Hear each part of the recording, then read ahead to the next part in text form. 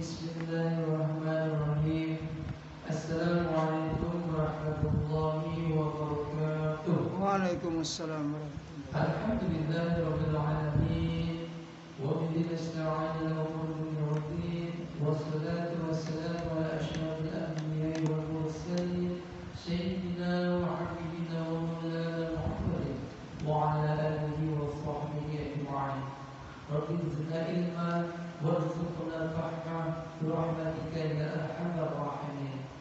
Rabbi shrah li sadri wa yassir li amri wahlul 'uqdatam min lisani yafqahu qawli, amma ba'd. Puji syukur senantiasa kita panjatkan kehadirat Allah Subhanahu wa taala atas karunia dan nikmatnya, terutama nikmat iman dan Islam, nikmat sehat walafiat, nikmat panjang umur, juga nikmat kesempatan. Sehingga pada pagi hari ini kita masih menunaikan kewajiban kita, yaitu sholat subuh secara berjamaah, dan kita laksanakan dan kita lanjutkan dengan kegiatan kajian. Salawat dan salam terutama kita sanjungkan kepada baginda kita Nabi besar Muhammad sallallahu alaihi wasallam, keluarga, sahabat serta umat Islam yang istiqomah dengan sunnah-sunnahnya. Mudah-mudahan kita dapat mengamalkannya dan mendapatkan syafaat yaumul qiyamah nanti. Amin ya rabbal alamin. Jemaah sholat subuh yang dirahmati Allah, kita akan lanjutkan kajian pada pagi hari ini seputar masih mengenai rukun sholat, di mana kita terus mencoba menjelaskan mengenai seputar sholat. 13 rukun sholat sesuai tuntunan Rasulullah SAW. Rukun sholat menjadi hal yang wajib diketahui oleh seluruh umat Islam. Dalam pelaksanaan ibadah sholat memiliki banyak hikmah serta manfaat dalam menjalankannya. Meskipun begitu, sholat memiliki aturan dan tuntunan yang telah diajarkan oleh Rasulullah SAW. Lalu apa saja rukun sholat sesuai dengan tuntunan baginda Rasulullah SAW? Dalam buku Panduan Sholat yang dikarang oleh Ustaz Abdul Qadir Ruhuya, sholat adalah termasuk rukun Islam kelima dan hukumnya wajib yang termasuk ke dalam ibadah mahmud atau penghambaan diri murni kepada Allah Subhanahu wa taala. Seorang muslim yang malas mengerjakan sholat, maka ia telah melakukan dosa besar sekaligus menjadi fasik atau durhaka. Allah Subhanahu wa taala berfirman dalam Al-Quran surat An-Nisa ayat 103, Inna sholata kanat 'alal mu'minina kitaban mawquta. Sesungguhnya sholat itu adalah kewajiban yang telah ditentukan waktunya atas orang-orang yang beriman. Lantas apa saja rukun sholat sesuai dengan Rasulullah SAW? Rukun sholat melansir pada buku fikih sholat oleh Abu Abbas Mustafa Al-Basur-Rawani, yaitu rukun sholat ialah perkara yang wajib dilakukan dalam ibadah sholat. Rukun sholat ada 13, yaitu yang pertama niat. Dalam sholat fardu wajib qasdul al-fi'li, menyengaja sholat, dan ta'yin, menentukan jenis sholat seperti sholat subuh atau sholat-sholat yang lainnya, sholat wajib. Dalam sholat sunnah terkait kewajiban qasdul al-fi'li dan ta'yin harus menentukan waktu atau sebab. Misalnya menyengaja sholat duha. Kemudian rukun yang kedua yaitu takbiratul ihram. Takbiratul ihram ini rukun sholat yang kedua dengan membaca Allahu Akbar. Selanjutnya yang ketiga, berdiri bagi yang mampu. Diisyaratkan harus berdiri dengan punggung tegak lurus. Jika ia hanya bisa berdiri seperti orang yang sedang rukuk, maka menurut qaul sahih ia boleh berdiri seperti itu. Kemudian apabila ia tidak mampu berdiri, maka boleh sholat sambil duduk. Iftiros, duduk model tasyahud awal, lebih utama baginya daripada duduk tarabbu atau bersila. Sedangkan duduk model ilqaq, duduk di atas kedua pantat sambil membukakan kedua lutut, hukumnya makruh. Selanjutnya rukun yang keempat yaitu membaca surat Al-Fatihah. Seseorang wajib membaca surat Al-Fatihah termasuk juga basmalah serta bacaan tasydid Al-Fatihah yang berjumlah 13 tasydid. Selanjutnya yang kelima adalah ruku. Standar minimal ruku ialah membungkuk sekira kedua telapak tangan sampai pada lutut.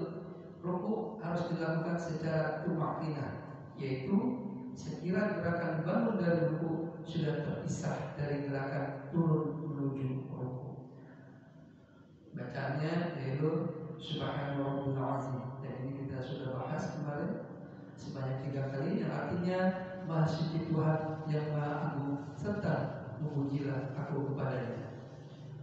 Yang keenam, i'tidal yaitu bangun dari ruku dengan cara berdiri tegak serta tumakninah dan tidak berniat selain i'tidal. Bacanya yaitu Sami'allahu liman hamidah, yang artinya Allah Maha mendengar terhadap orang yang memujinya. Setelah berdiri tegak lalu membaca Rabbana walakal hamd mil'us samawati wa mil'ul ardi wa mil'u ma syi'ta min syai'in ba'du. Ya Allah, Tuhan kami, bagimu segala puji sepenuh langit dan bumi dan sepenuh sesuatu yang engkau kehendak sesudah itu. Selanjutnya yang ketujuh, 2 kali sujud. Standar minimal sujud ialah dengan tata cara sebagai dahi menempel pada lantai tempat sholat. Kemudian dalam sujud juga wajib meletakkan kedua tangan, kedua lutut dan kedua ujung telapak kakinya pada lantai. Berat kepala harus tertumpu pada lantai dan tidak boleh berniat selain sujud tumakninah. Kemudian bacaannya seperti yang kita umum baca, yaitu Subhanallah wa bihamdihi, yang artinya Maha Suci Tuhan Allah yang Maha Tinggi, serta memujilah aku kepadanya. Kemudian yang kedelapan, duduk di antara 2 sujud. Standar sempurna duduk di antara dua sujud ialah dilakukan dengan bertakbir, mengucapkan takbir Allahu Akbar, duduk secara iftirosh, duduk model tasyahud awal yang biasa kita baca, Rabbighfirli warhamni wajburni warfa'ni warzuqni wahdini wa'afini wa'afu anni.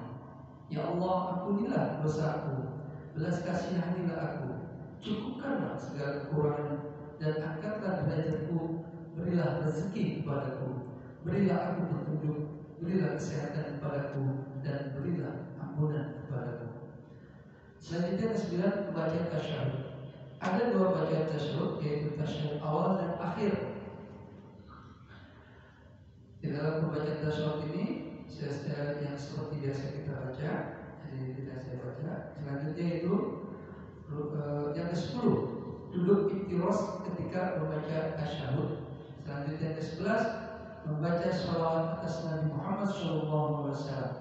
Membaca shalawat atas Nabi Muhammad SAW pada tasyahud akhir hukumnya wajib, sedangkan pada tasyahud awal hukumnya sunnah. Pada tasyahud akhir kita perlu membaca bacaan tasyahud awal dan kemudian dilanjutkan dengan tambahan bacaan yang biasa kita baca. Dan umumnya sudah kita hafalkan, yang artinya ya Allah, berilah rahmat kepada Nabi Muhammad dan keluarga Nabi Muhammad, sebagaimana Engkau telah memberikan rahmat kepada Nabi Ibrahim dan keluarga Nabi Ibrahim. Sesungguhnya Engkau Maha terpuji lagi Maha mulia.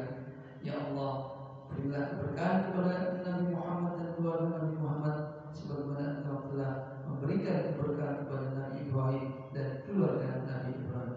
Fil alamina innaka hamidun majid. Sesungguhnya Engkau Maha terpuji lagi Maha mulia. Selanjutnya ke-12 yaitu salam, dan yang terakhir 13 tertib dalam mengerjakan setiap rukun sholat. Demikian rukun sholat yang harus kita laksanakan. Jangan sampai 13 rukun sholat ini tidak dilaksanakan dengan baik dan sempurna, karena akan membuat sholat kita menjadi tidak sah. Dan tentunya dengan tema pada pagi hari ini, kalau kita sehari-hari mengerjakan sholat, mudah-mudahan ini sangat bermanfaat. 13 rukun di dalam mengerjakan sholat ini sesuai dengan tuntunan baginda Rasulullah SAW. Dan tentunya pembahasan ini masih akan bisa di breakdown lagi atau bisa diperjelas kembali dengan kajian yang lebih detail. yang terbatas. Di sini ini hanya bagian sedikit saja yang bisa kita sampaikan. Oleh karena itu penting bagi kita terus mencari atau bahkan kita mengikuti kajian-kajian ta'lim dimanapun kita berada sebagai bekal kita di dalam pemahaman terhadap ibadah kita agar sesuai dengan tuntunan baginda Rasulullah SAW. Mudah-mudahan ini bermanfaat terutama bagi saya pribadi dan juga para jemaah sekalian yang mendengarkan.